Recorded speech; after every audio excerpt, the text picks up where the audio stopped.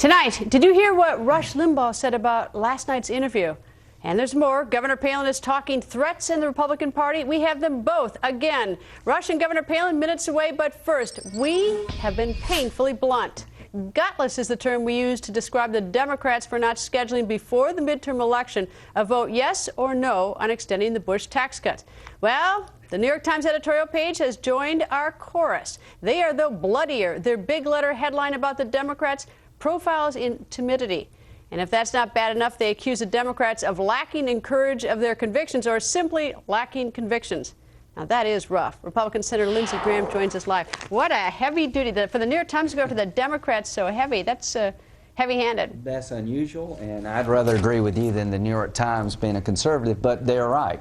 The issue of whether or not we should extend the tax cuts needs to be debated and voted on before the next election. I believe that if you raise taxes on anyone, that if you go from 35% to 39.6% on anybody you raise taxes is a bad idea, and we should have the courage of our convictions, and I'm willing to go to the floor of the Senate and cast a vote against raising taxes on anybody, regardless of how it may be perceived by people. But the New York Times is actually in favor of the way that President Obama would like to do it, Yes. which is extended for everyone who makes less than $250,000. And here's the problem. But what they're mad about, what the New York Times is slamming the Democrats about, is that they won't even bother to bring it up for vote. Here's Obama's world.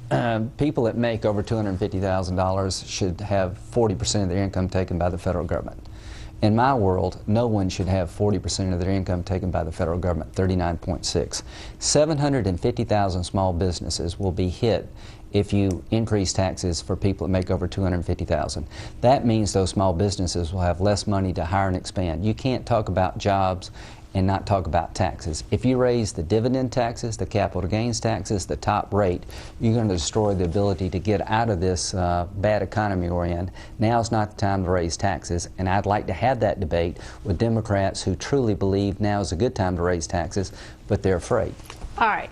If nothing is done between now and midterm, or midterm Right. and January, everybody's taxes go up, right? Everybody. Okay. Here's the thing that I think is appalling. Let me give you a few numbers. Every year, we give Pakistan $1.5 billion. Last fall, we gave them an additional tip, $7.5 billion. Right. We're giving them hundreds of millions of dollars in disaster relief. Right. I have no clue how much we give them in military, but my guess is it is in the billions of dollars. It is. Now, here's the problem. According to Secretary of State Hillary Clinton and others, the rich in Pakistan don't pay taxes. So we pay for what the people in Pakistan, the rich or even the middle class in Pakistan, won't do. It's coming from us. Well, here's our dilemma. If we don't support the Pakistan Army to make them better equipped to fight terrorism on their side of the border, young Americans are going to get killed. I'd like to fix Pakistan's tax problems. I'd like to fix our tax problems. We tax way too much. We take too much from the American people to run this government, and we spend too much. But my focus is on making sure we win in Afghanistan. You have to have a stable, reliable partner in Afghanistan, and the money we're giving is military assistance to make sure they can fight the terrorists on their side of the border more effectively, and I am willing to send those checks because I think it helps us in Afghanistan. So now that's the military, the billions we take in military. Now the 1.5 we give them every year, and the 7.5 and hundreds of millions in other disaster relief, that is humanitarian. That's in a different category. Well, all I can say is that Pakistan is hanging by a thread. It's a country with nuclear weapons, and the best thing we can do is to make sure the government sustains itself and doesn't fall, because if it falls, a vacuum will be created in Pakistan where the same people are fighting us in Afghanistan could take that country over with nuclear weapons. So this is aid to Pakistan to make us safer. I don't disagree in theory, but what are we really doing? I mean, if you take a look at Pakistan, according to the articles I've read today, is that the members of parliament who make all the rules about taxes in Pakistan are the rich people. Sure. And they manage to make the rules such that they themselves don't have to pay taxes. That's not very appealing, and I don't know what we are doing or what we can do.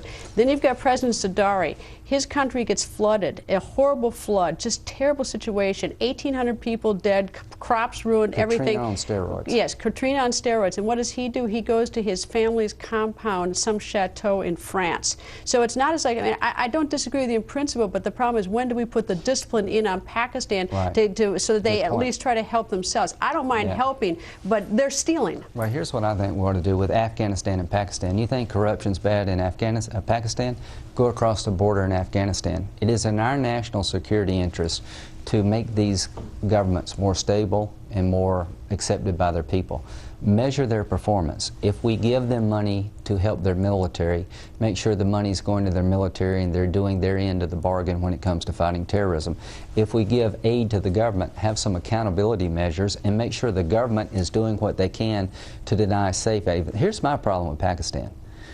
Corruption is rampant, their tax code is a joke, but they're letting terrorists, Taliban members, go from Afghanistan to Pakistan and have safe havens. That's what I'm going to measure. And get into the fight. And so, like, I guess if it goes back to is that you know, when are we going to lean on Pakistan to do the right thing? We should do I mean, it soon. there are instances even with our drone attacks where we announce to them we're going to do the drone attacks, and they warn everybody, and then everybody flees. We send our drones over, and we don't get the targets. I mean, I mean, it's replete with examples of Pakistan double dealing us. They are double dealing. Their intelligence services works against us at times, but that's the world we live in. I wish it were better. I wish it were easier. And I agree, but when we're just paying all this money, at least if we can't we use some of this money for leverage to at least get something? The amount of money we've spent since 9/11. How much money has America spent dealing with the consequences of 9/11 because we left Afghanistan alone? When the Russians left, the Taliban came in and took over, and we sat on the sidelines and watched that country go to hell. We can't afford to do that in Pakistan. I'm sorry it's corrupt, I'm sorry it's hard, but I'd rather be engaged and try to push them to do the right thing than to back off and let it go to hell. And if it goes to hell in Pakistan, there's no way we can win in Afghanistan. And unlike Afghanistan, Pakistan has nuclear weapons. All right. You mentioned Afghanistan, so let me ask you about Bob Woodward's new book. And there's a passage in here in which you and the president are talking about the timeline, which you were opposed to. Right. And the package and the passage is this: you're giving the president a little heat about having a timeline, and the president's quote is saying, "This is tough." Obama replied, repeating his concern, "I can't lose all the Democratic Party, and people at home don't want to hear we're going to be there for 10 years. Is this passage correct? Because under this passage is the president's timeline, which you're opposed to, is a political decision if it's whether or not he can keep the Democrats. I'm not going to comment on my conversation with the president, but other than to say publicly what I've said to him privately. I think a July withdrawal date next year undercuts our efforts to succeed. If the enemy thinks we're going to begin to leave next July, it's going to be very hard to win this conflict. And I know Democrats are upset about the war. But somebody's, I mean, there are two people in this conversation, you and the president. I can't lose all the Democratic Party. Well, he made a political decision to announce withdrawal at the time he was plussing up troops. I think it's clear no military leader suggested we should begin to withdraw next July. It was a political calculation, and I think it's made it harder for us to win. Yes, when we're talking about war, political decision? You better believe it makes me upset. It made me upset when Democrats tried to undercut Bush in Iraq, but I don't want to play that game twice. We're in Afghanistan. We've got 30,000 troops we didn't have before. Give them a chance to succeed. Stand behind the general. I'm going to try to persuade the president to back off this July deadline. We're at a pivotal moment in Afghanistan and Pakistan development. We've got the right formula. We've got the right general. Just give him a chance and our troops a chance to win.